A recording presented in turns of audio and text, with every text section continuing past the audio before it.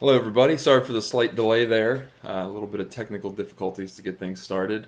I'm going to go ahead and give everybody a couple minutes to log on here and make sure all the kinks are worked out, and then we'll dive right in.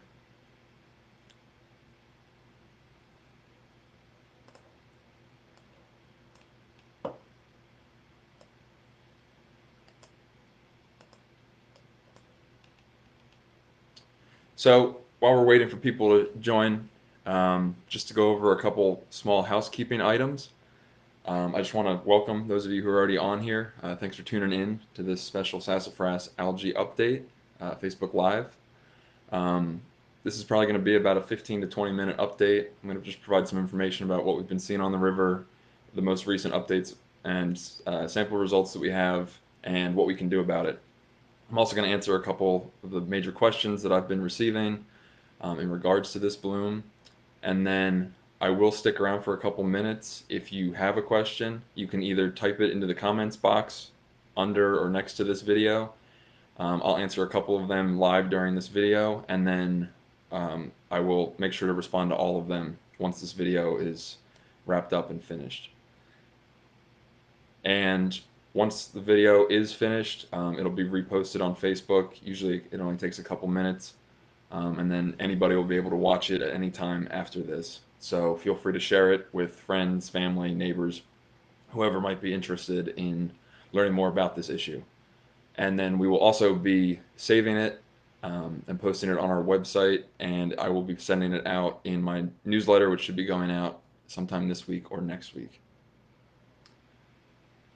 All right, great. Well, it looks like we got a good number of people on here already, and so I know we're all getting pretty fatigued and tired of all these Zoom calls and Facebook Live events and everything. So I do appreciate everybody tuning in here at 5 o'clock after a day's work.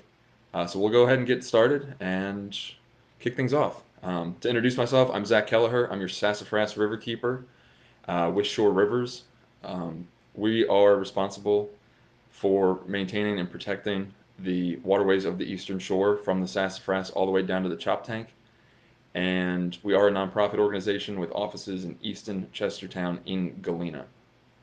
So I want to thank all of you for tuning in, and I also want to thank our state partners that we've been working with on this issue, including Maryland Department of Natural Resources, Maryland Department of the Environment, and the Kent and Cecil County Health Departments. We really couldn't do this work and get this message out there and deal with this issue without the support of these great partners. So, just a brief background of this bloom for those of you who haven't been keeping up with my social media posts and my emails and everything. About 2 weeks ago, on July 15th, I received a couple of reports from Maryland Department of Natural Resources staff, and I was also on my usual sampling run and noticed significant concentrations of algae on the sassafras. And so I immediately collected 3 samples and ran them down to employees from DNR for concentration testing to see what kind of cells were in this bloom. We were concerned because this is generally the time of year where we start to see the harmful blue-green algae blooms that are capable of producing toxins. So we did receive the cell concentrations back later the next day, and what we were looking for was the Microcystis species of algae, which is very common in freshwater systems, and potentially produces toxins when it reaches certain thresholds. And so the action level for cell concentration of Microcystis is 30,000 cells per milliliter. And so when we got those samples back from those 3 samples that I collected, we saw cell concentrations of 162,000 cells per milliliter in Swantown Creek, 264,000 cells per milliliter in Georgetown, and 151,000 cells in Turner's Creek of Microcystis. And the Turner's Creek sample also included Planktothrix, which is another toxin producing species, and that was well over the threshold as well. That had about 150,000 cells of those, and the action level for those is 100,000 cells per milliliter. And so we confirmed this bloom once we got those results back using satellite imagery from NOAA. They have an awesome imaging satellite that can pick up these blooms and analyze kind of what's in them from space, but it really requires us going out and collecting these physical samples to ground truth what the satellite is showing. And so when we got the imagery results back from NOAA, we saw that this bloom extended from Turner's Creek all the way upriver past Foxhole Landing and everything in between, which makes it one of the largest blooms that we've seen on the Sassafras in recent memory. And so once we had all that confirmation and that those initial cell concentrations, those results back, we immediately started issuing warning posts. I immediately posted on social media, on our Facebook page here, on Instagram, and started sending emails and making calls to the local health departments and local community organizations and other groups that we work with, just letting them know to exercise caution since it was quickly approaching a weekend that was projected to be very hot and dry. We wanted people to be extra cautious while we were waiting to get these toxin results back. And so over the weekend, we did end up seeing temperatures that exceeded 100 degrees, and we didn't get any rainfall. And so it was perfect temperatures for this bloom to just continue to grow and expand. And so another sample that we took over the weekend at Dyer Creek ended up coming back with cell counts that were 821,000 cells per milliliter. And again, that threshold is 30,000 cells per milliliter. So we were seeing these levels of these cell concentrations increase rapidly because of this heat. And so we did unfortunately get a report of our first dog death over the weekend from exposure to this toxic bloom. And soon after that, the next day or so, about a week after we collected those initial samples, we did get the toxin results back confirming that there were toxins present at significant thresholds in this bloom. So the threshold, the state threshold and the CDC threshold for microcystin toxins is 0.8 parts per billion. That's where the action level and the cause for concern starts. And in Swantown Creek, we saw levels of 7.4 parts per billion. And then in Georgetown, we saw 500 parts per billion. Turner's Creek also showed 300 parts per billion, and Dyer Creek also showed 500 parts per billion. So these toxin levels were 300 to 500 times the cause of concern for or what the action threshold is here. And so as soon as we got that back and it confirmed what we were already suspecting, we immediately issued an advisory for the entire Sassafras River, following all the protocols of the state of Maryland and the CDC guidelines, which really urge people to limit or avoid water contact where possible until these toxin levels go down to a more acceptable level. And so I posted another update on Facebook. We reached out to the health departments. They sent out emails to local community members and other groups that we work with. The advisory was posted on the state of Maryland's website as well as on the Maryland Healthy Beaches website, which is a great resource for kind of keeping an eye on what's going on around the bay. And so once that was out there, I started receiving hundreds of comments and questions and emails and phone calls. And I want to thank all of the community members who did reach out to me with more questions and who helped spread the message to kind of get that advisory out there and get those words of caution out there. We did actually have a few events that were scheduled for the river over those weekends that fortunately were canceled or postponed, including an equestrian horse swim, and other events that would have had a lot of water contact. And luckily, because we were able to get the word out there and the community spread the word, we were able to make sure that these events were postponed until the water was safer for these events to take place in. So thank you to all of you who reached out with comments and questions and concerns. We were able to reach over 130,000 people just from those 2 social media posts alone, as well as subsequent comments and shares. And it was pretty amazing just to see the community rally around it. And so that was over a week ago now. And so we've been actively keeping an eye on this bloom. And subsequent sampling and testing has shown that the bloom continues to be very active. And so the most recent samples that we took were yesterday afternoon, which is exactly 2 weeks from the first round of samples where we started to see this bloom kind of start to take off. And I had received a lot of questions and concerns about what was going on at Betterton, since that is such a popular swimming location, especially at this time of year. And so the good news there is that the sample that I collected at Betterton Beach yesterday afternoon shows that microcystis is not present yet, There is some algae present, but it's not toxic producing yet. So we should still continue to exercise caution in that area though until we get toxin results back, because even if the cells aren't there because of tidal flushing, the toxins from further up the river could be making their way down there. So I still urge caution when you go to Betterton Beach this weekend or in the coming days.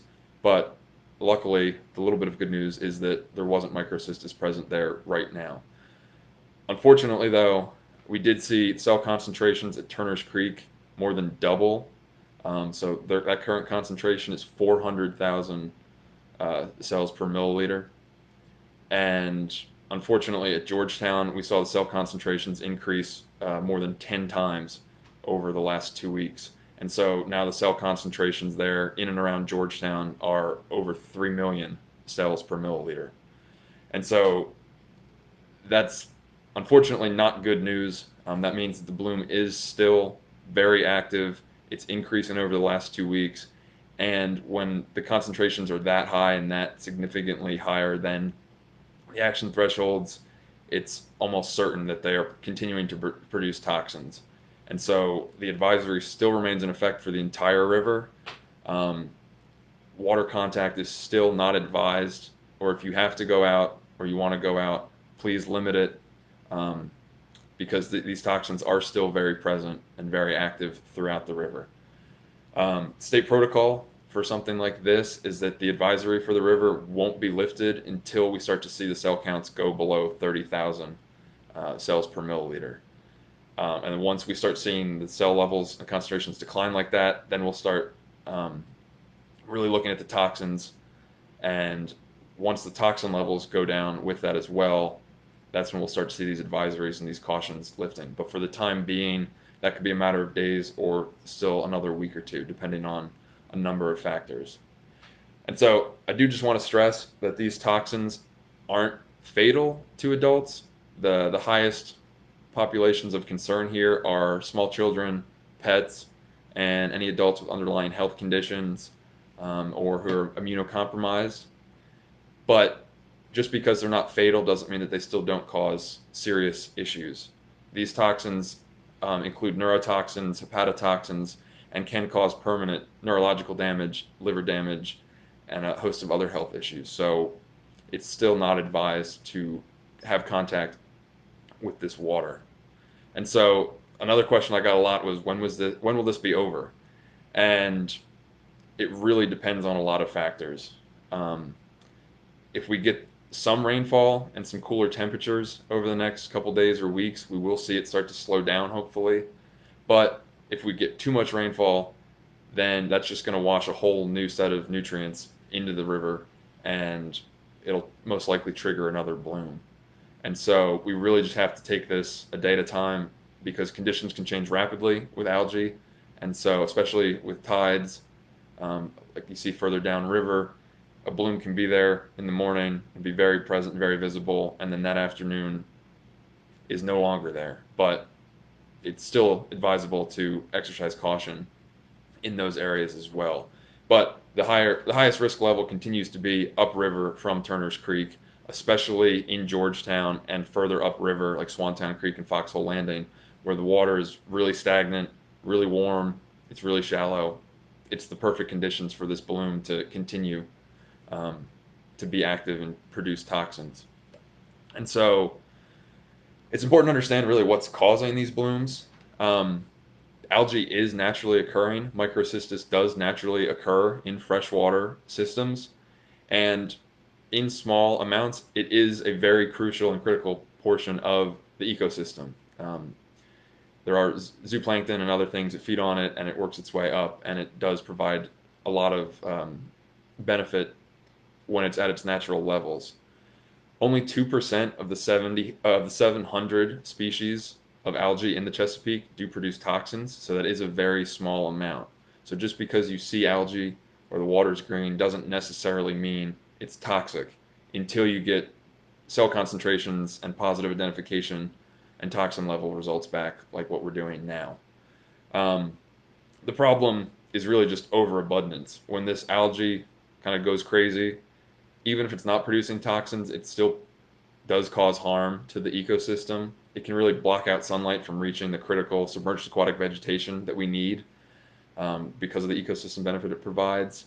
It can consume the oxygen in the water and lead to dead zones and fish kills. And even without being toxic, it can still kind of negatively impact local recreation, the local seafood industry, and just property values and everything else.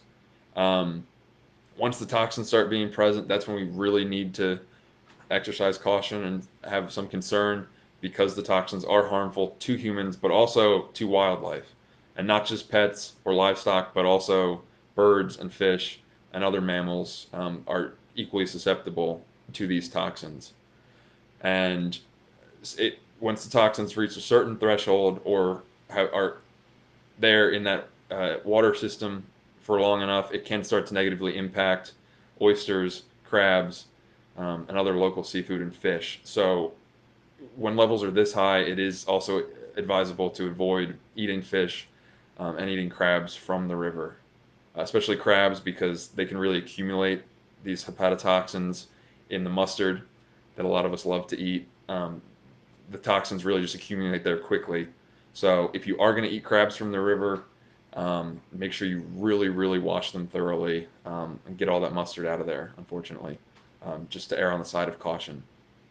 So again, these blooms are natural. They are a part of the system. They do seem to happen in the summer once the water gets warm because of the shallow water that we have, the stagnant water that we see upriver where there's not much tidal influence.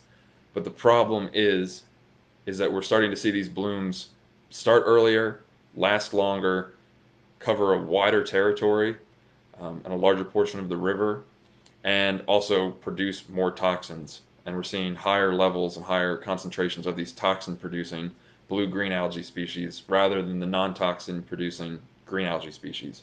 And so climate change is really accelerating this, and we're going to continue to see these blooms start earlier, last longer, and be more toxic.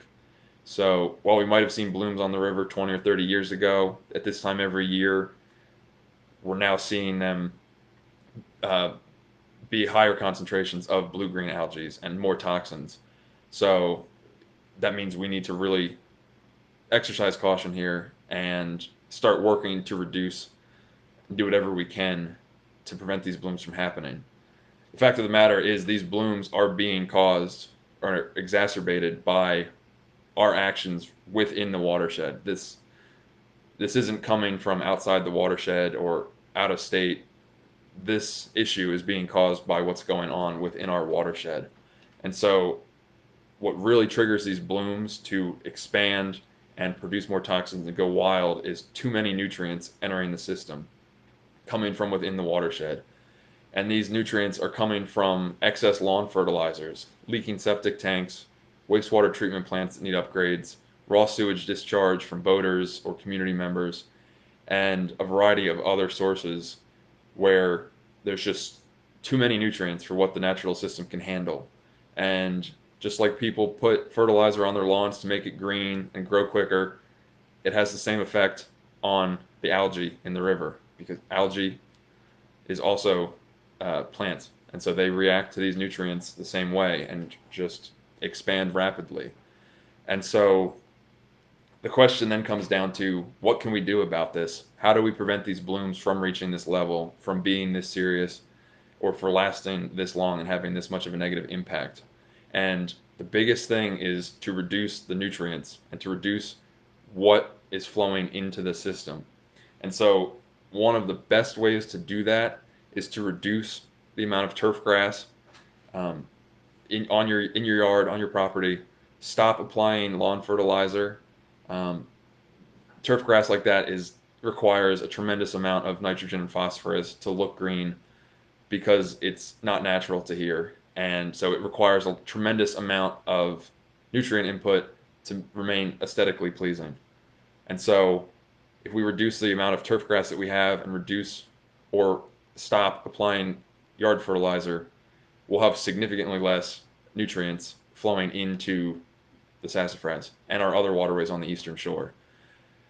There's over 1.1 million acres of turf grass in the state of Maryland alone. It's the largest crop or plant that we grow here in the state.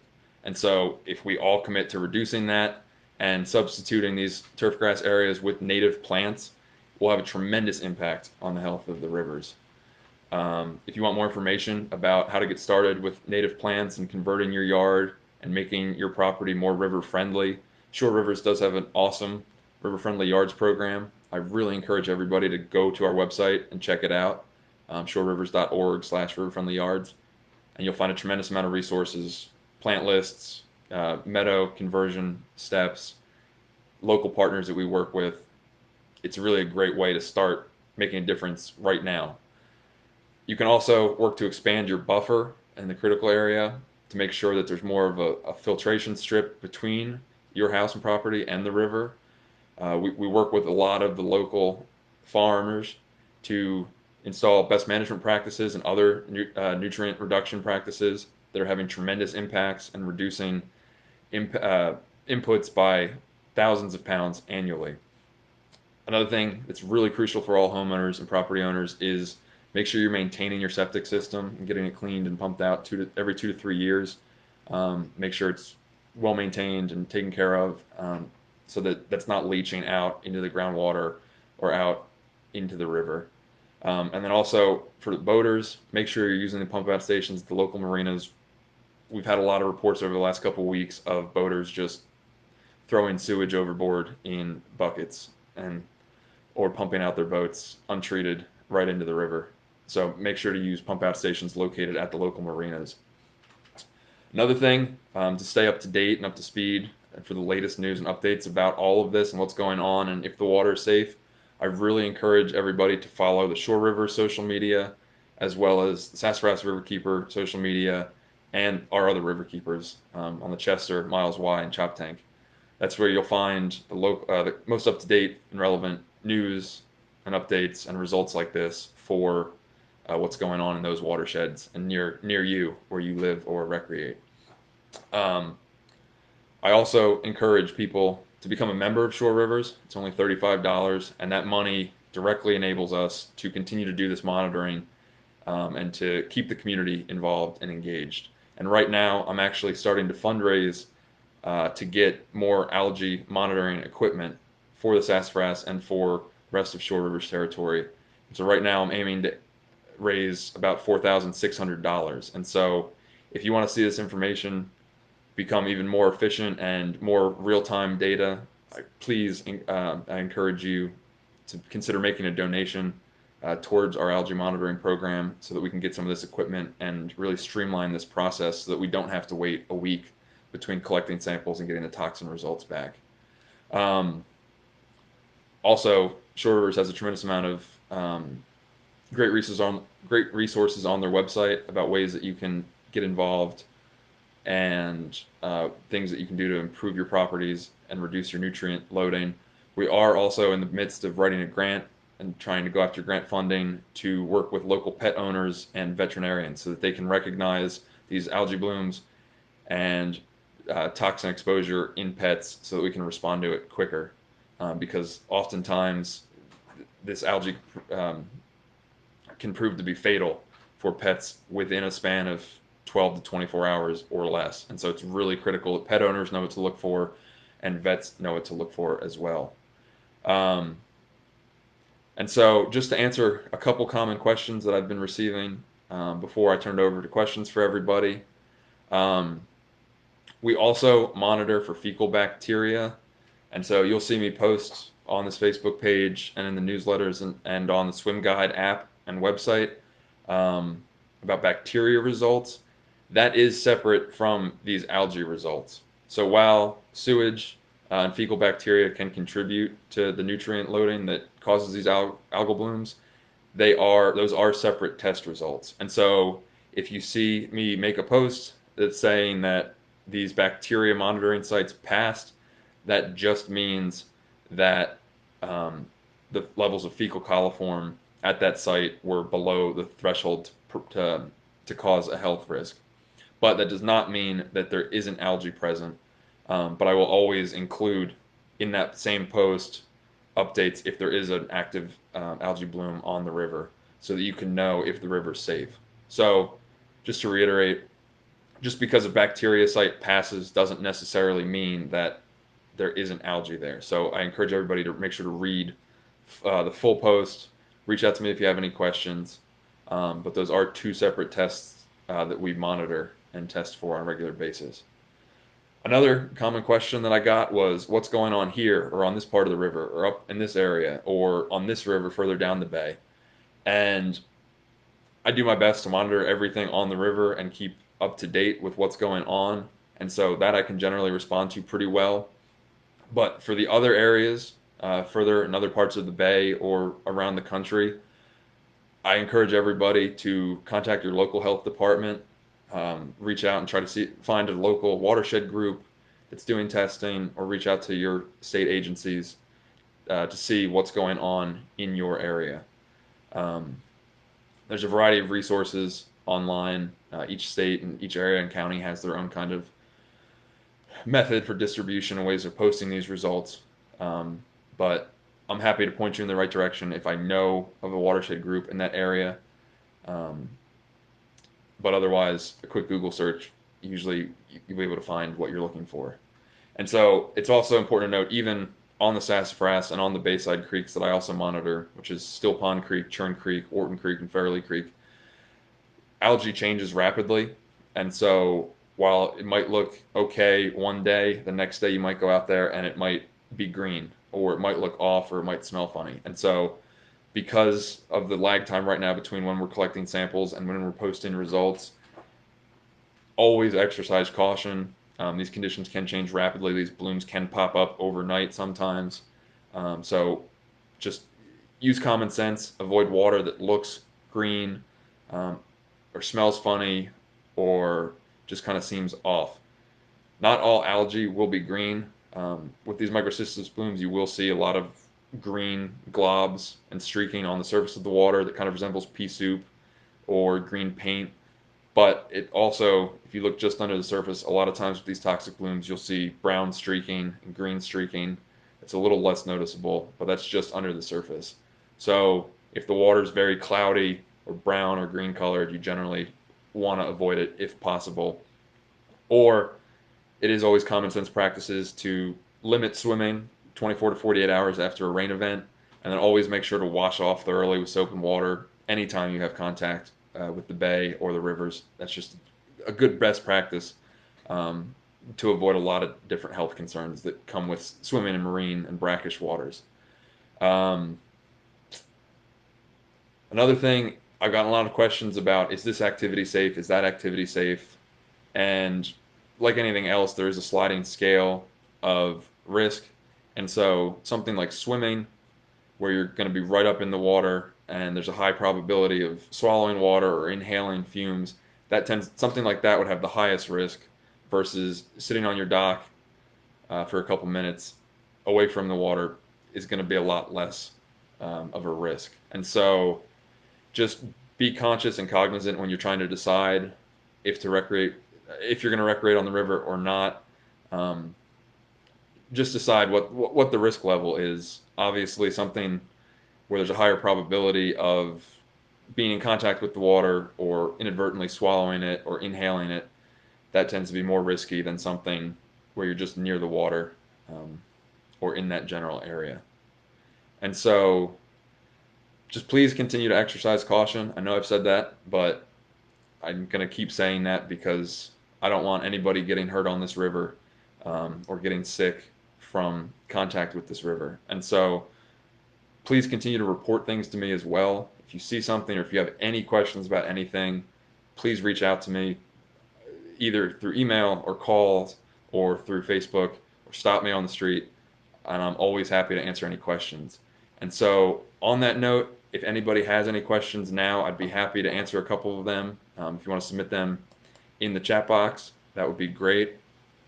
And I'll answer a few of them, and then again, I will, once the video is posted, I will go back and make sure to respond to all of the comments that are there.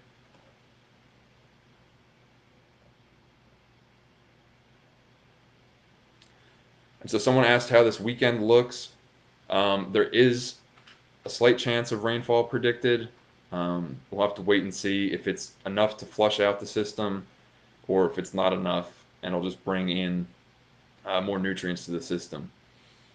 So I would continue just to monitor local weather reports, and I'll post updates as I get them.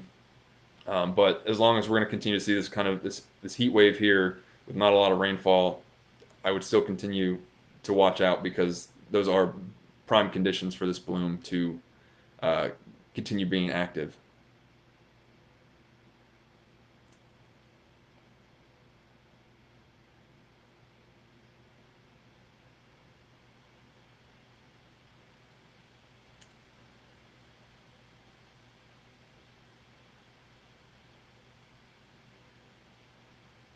Somebody asked about sharing links and other information. I'm going to be posting the toxin results that I talked about during this video. I'll be posting them shortly. I'll also post some other helpful links for more information. Department of Natural Resources, Maryland Department of the Environment, and Maryland Department of Health, CDC, they all have great resource links for more information about relative toxicities and kind of the risk factors and other mitigation strategies. Um, so I will definitely post those shortly once this video is posted, and then I'll make a separate post for that. Somebody asked about the Bayside Creeks, Still Pond in that area. There was some algae present when I was out sampling yesterday, um, but not in any serious concentration. But I am keeping an eye on that. I did notice the water was a little green. There was some visible algae down by the Coast Guard station and also further up the creek by the bridge. Um, so I am keeping an eye on that. But luckily, those four creeks on the Bayside tend to have more tidal flushing, which kind of helps keep the algae from accumulating there. So the most common first signs of exposure, skin contact. You'll start to get a rash or an itch. If you've ingested any of the water or the toxins, you'll start to experience some gastrointestinal distress, kind of similar to food poisoning or something of that nature. For pets and small children, if they start acting lethargic or very tired or stagger stepping or anything, that's a cause for concern, and I would immediately contact your doctor or your vet just to err on the side of caution.